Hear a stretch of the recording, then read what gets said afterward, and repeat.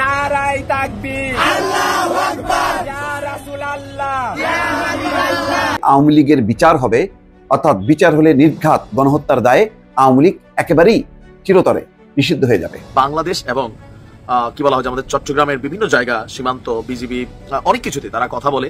এমনকি তারা মনে করে বাংলাদেশের অনেকগুলো জায়গা এটা তাদের অতীতের পূর্ব পৈতৃক সম্পত্তি, এবং এটা তারা দখলের চিন্তা ভাবনাও করে।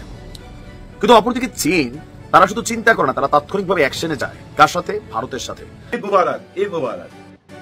পিনাকি দা, ইলিয়াস হোসেন এবং কনক সারোয়ার, ওনারা একে অপরকে ঈদ মোবারক দিচ্ছে দেখলাম, তাই আমিও আপনাদেরকে ঈদ মোবারক দিলাম। আওয়ামী লীগ নিষিদ্ধের প্রশ্নে আমরা আমাদের চিন্তাটা সলিড ছিল না। মানে আসলে আওয়ামী লীগকে কেন আমরা নিষিদ্ধ করতে চাই, এটা কি আমরা গণদাবি দিয়ে করছি? যেমন ধরেন মির্জা ফখরুল বললো যে জনতা সিদ্ধান্ত নেবে, এটা কি আসলে জনতার সিদ্ধান্তের বিষয় নাকি এটা রাষ্ট্রের সিদ্ধান্তের বিষয়? এবং আসলে প্রথম প্রশ্নটা হচ্ছে যে আওয়ামী লীগকে আমরা কেন নিষিদ্ধ করব, এই প্রশ্নটার খুব সলিড জবাব আমাদের গণপরিসরে ছিল না। আমার মনে হয় যে আমরা এখন এটার জবাবটা পেয়েছি, জন্য আওয়ামী লীগকে আসলে আমরা নিষিদ্ধ করতে পারলাম। অবশেষে বাংলাদেশ থেকে আওয়ামী লীগ নিষিদ্ধ হয়েছে, সবাই তো জানি, তাই না? তবে নিষিদ্ধ হলেও যে সমস্ত আওয়ামী লীগের টপ লেভেলের নেতাকর্মীরা জেল হাজতে বন্দি আছে, আদালতে ওঠানোর সময় তাদের কিছু ডায়লগ এমনভাবে দেয় যে ডায়লগগুলো শুনে মনে হয় যে আগামীতে বলতে অতি দ্রুত আওয়ামী লীগ আবার হয়তো ফিরে আসতে যাচ্ছে ভয়ঙ্কর রূপে, বা আওয়ামী লীগ আবারও ক্ষমতা ফিরে পেতে যাচ্ছে। আসলেও কি ভাই এটা সম্ভব? আদৌ কি সম্ভব যে আওয়ামী লীগ আবারও ফিরে আসবে? অন্তত 10-15-20 বছরের আগে আমার মনে হয় না যে আওয়ামী লীগ ক্ষমতা তো দূরে থাক, ভালোভাবে বাংলাদেশে তারা মাথা উঁচু করে কথা বলতে পারবে, কারণ তাদের কথা বলাই এখন মনে করেন যে হারাম। কেননা যেই আওয়ামী লীগ এক সময় জামাত শিবিরকে বা জামাত ইসলামকে নিষিদ্ধ ঘোষণা করেছিল, এবং রাস্তাঘাটে হাঁটতে গেলে 2-1 মানুষকে যদি একই সঙ্গে আলোচনা করতে দেখতো, সাথে সাথে তাদেরকে গ্রেপ্তার করতো, এবং দাড়িওয়ালা টুপিওয়ালা মানুষ দেখলে তো কথাই নাই, ডাইরেক্ট তাদেরকে জামাত শিবির ট্যাগ দিয়ে তাদেরকে গ্রেপ্তার করা হতো।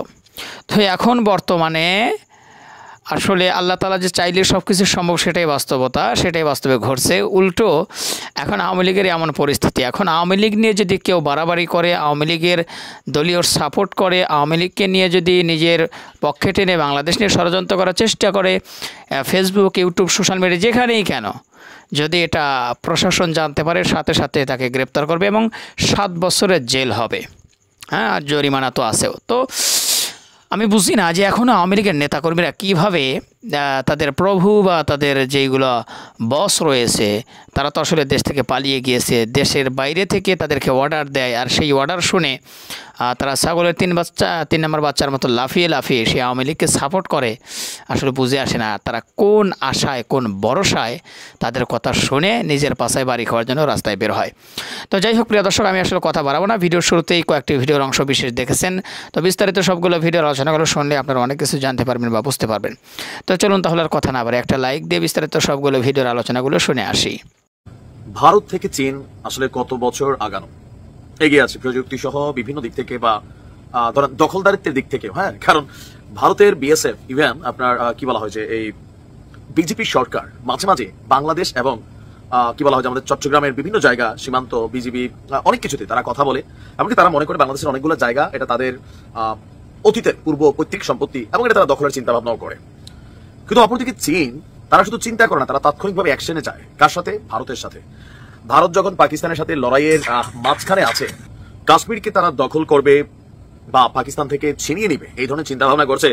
অপরদিকে ভারতের সীমান্তবর্তী অরুণাচল প্রদেশের 27টি জায়গার নাম এককভাবে প্রকাশ করেছে চীন যে এগুলো তাদের, এবং অলরেডি ধরেন তারা এদের একটা নামকরণও করে ফেলেছে। দেখি তো কি কি নাম। তো যে অঞ্চলগুলোর নামকরণ চীন করেছে তার অধিকাংশই ভারতের মধ্যে, আর এসব এলাকা চীনের মানচিত্রেও যুক্ত করে প্রকাশ করেছে আপনার চীন। এ নিয়ে তীব্র প্রতিক্রিয়া জানিয়েছে ভারত। ভারতের পররাষ্ট্র মন্ত্রণালয়ের এক বিবৃতিতে বেইজিং এর এমন কর্মকাণ্ডকে অকার্যকর এবং হাস্যকর বলে অভিহিত করা হয়েছে। ভারতীয় গণমাধ্যম ইন্ডিয়া টুডে বলছে গত 11 এবং 12 মে, আজকে 13 তারিখ, তাই না, এই 2 দিন অরুণাচল প্রদেশের 27টি এলাকার নাম নতুন করে রেখেছে আপনার চীন। এরপর সেগুলো প্রকাশ করে চীনের সিভিল এভিয়েশন মিনিস্ট্রি। এর মধ্য দিয়ে ভারতের এই এলাকাকে আবারও নিজেদের দাবি করা শুধু নয়, সেটার নাম পরিবর্তন করে তারা প্রকাশও করলো। এ নিয়ে আপনার কঠোর বার্তা দিয়েছে ভারত।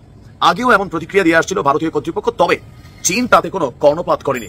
আমরা ভারতের পররাষ্ট্র মন্ত্রণালয় থেকে মানে ভারতের পররাষ্ট্র মন্ত্রণালয়ের স্পষ্ট বিবৃতি হচ্ছে, আমরা লক্ষ্য করছি যে চীন ভারতের অরুণাচল প্রদেশের বিভিন্ন স্থানের নামকরণের জন্য নিরর্থক এবং অযৌক্তিক প্রচেষ্টা অব্যাহত রেখেছে।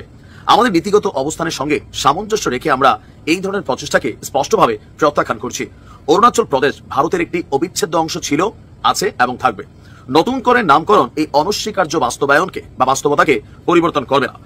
এখন একদিকে আমরা যদি দেখি যে ভারত ভাবছে যে কাশ্মীরের যে অংশটা আজাদ কাশ্মীর, এটা তাদের অংশ এবং এটা পাকিস্তান থেকে তারা যেভাবেই হোক এটাকে নিয়ে আসবে। যখন ট্রাম্প বলছিল যে কাশ্মীর ইস্যুতে ভারত এবং পাকিস্তানের মধ্যে চলমান প্রায় 1000 বছর, কেউ বলছেন 100 বছর যে কনফ্লিক্ট আছে, সেই কনফ্লিক্টটাকে আমেরিকা নিজেদের মধ্যস্থতা করে এটাকে সমাধান করতে চায়, কিন্তু ভারত বলছে এটা আমাদের আভ্যন্তরীণ বিষয়, আমরা এখানে আমেরিকার এই ধরনের মোরলগিরি মানবো না। সুন্দর সুন্দর কথা, তারা পাকিস্তানের কাছ থেকে এটা ছিনাই নিবে।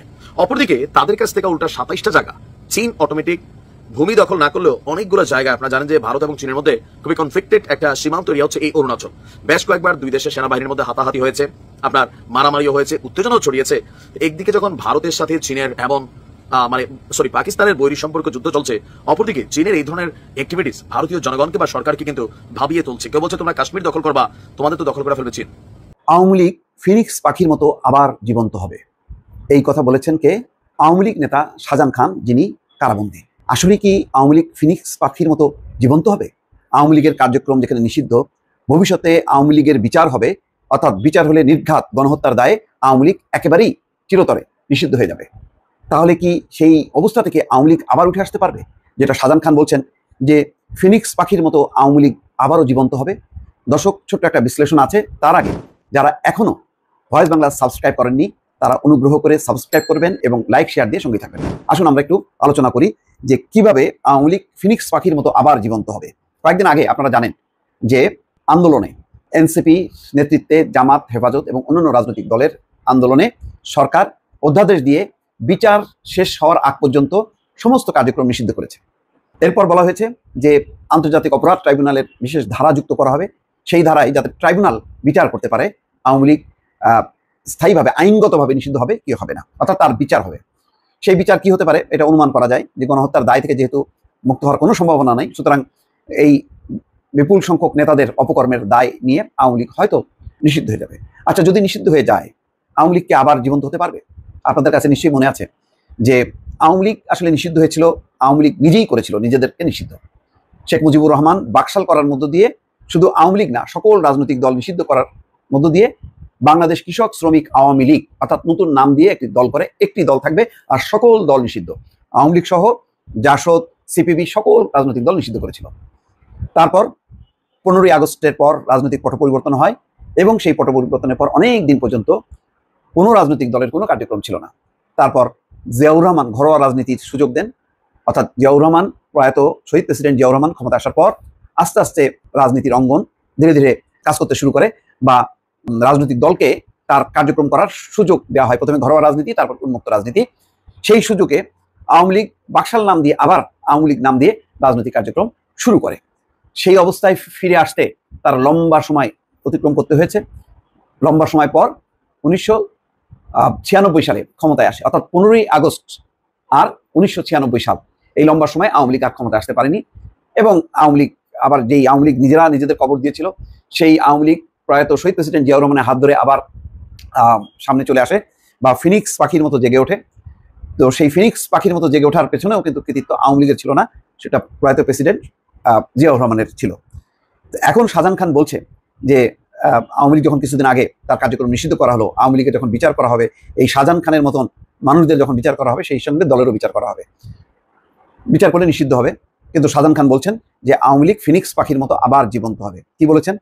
আজকে আদালতে একটি হত্যা মামলায় তাকে তোলা হয়েছিল, তখন তিনি বলেন যে ইউনূস ভাইয়ের চরিত্র ফুলের মতন পবিত্র, গত 8 মাসে তা প্রমাণ করে দিয়েছে। আজ পাকিস্তান রাজাকারদের সঙ্গে আতাত করে অবৈধ প্রেম করে ক্ষমতায় টিকে আছে, এই ক্ষমতা বেশি দিন টিকবে না। তার মানে ডক্টর ইউনূসের প্রতি তার ক্ষোভটা তিনি উপরে দিলেন।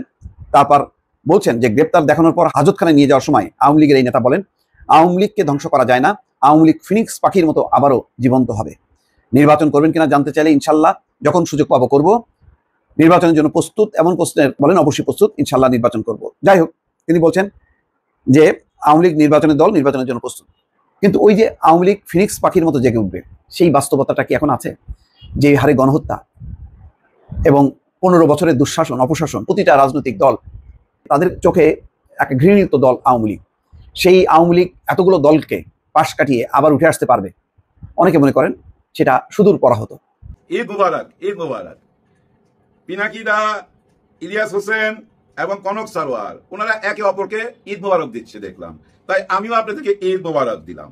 এই ঈদ মুবারকটা একটা কোড নাম্বার, হ্যাঁ এটা কোড নাম্বার, খুশির খবর আর কি, খুশির খবর। কোনো একটা খুশির খবর যখনই আসবে তখনই দেখবেন ওনারা একজন আরেকজনকে ঈদ মুবারক দেয়, তাই আমিও আপনাদেরকে ঈদ মুবারক দিছি। আমার খুশিটা কোথায় জানেন?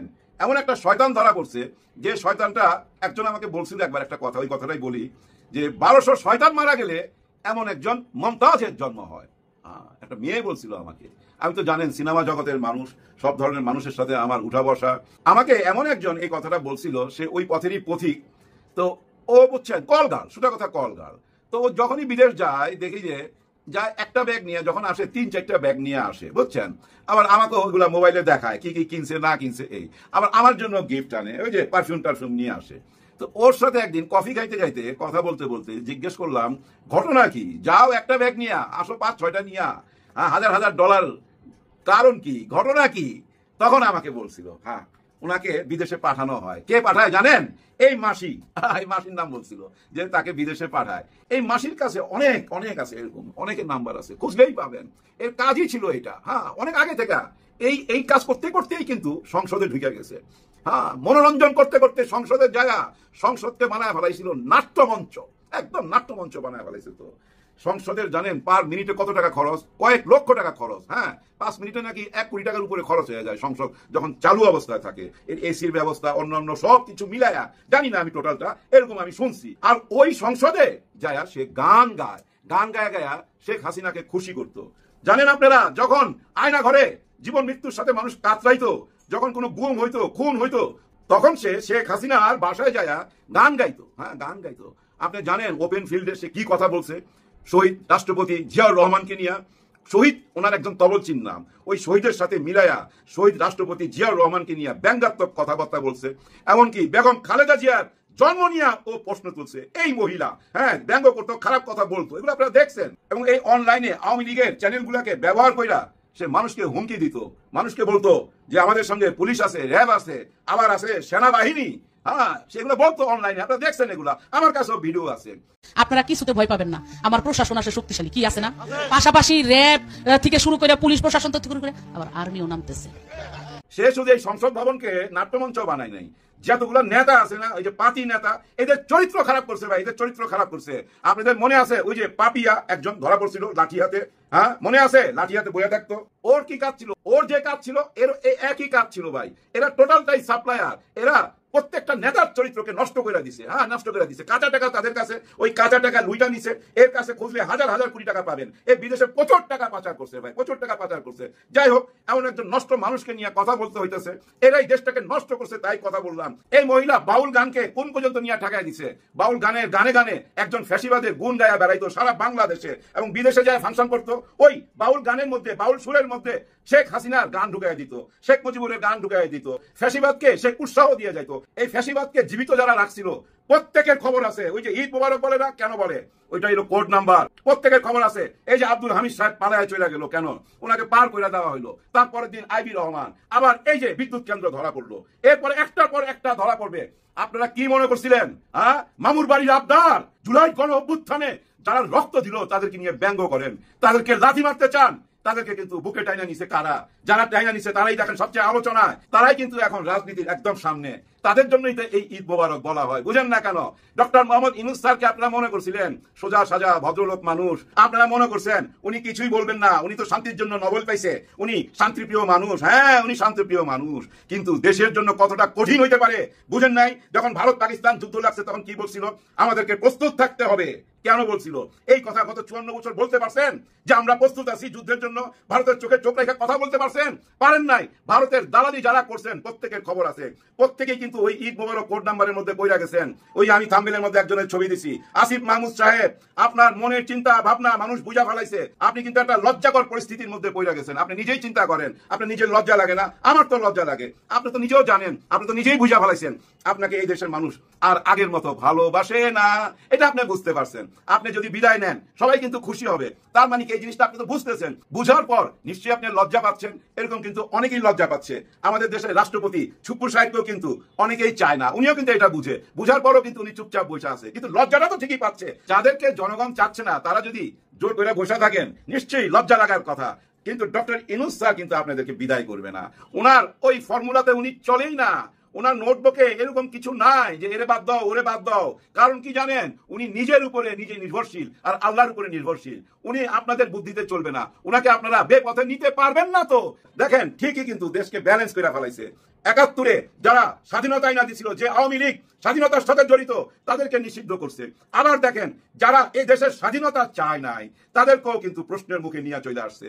ব্যাপারটা বুঝছেন, বুদ্ধির খেলাটা তো বুঝছেন। উনি বলে না আমরা হইলাম দুনিয়ার মাঠের খেলোয়াড়, আমরা এই লোকাল মাঠে কি খেলুম। এই লোকাল মাঠের খেলোয়াড় যারা আপনারা আছেন, হ্যাঁ, এই বুদ্ধিজীবী যারা আছেন, তারা একটু সাবধান হয়ে যান, সাবধান হয়ে যান। কেউ ছাড় পাবেন না।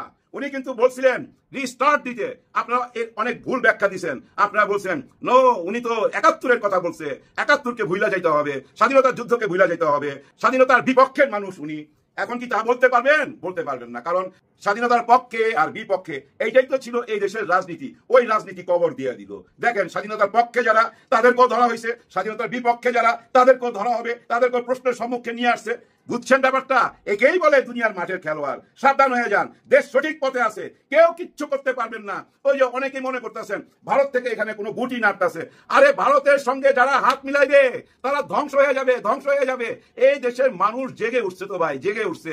আপনারা আর ঘুম পাড়াইতে পারবেন না। ঘুম পাড়ানি মাসি পিছি মোদের বাড়ি এসো, ওই গান চলবে না।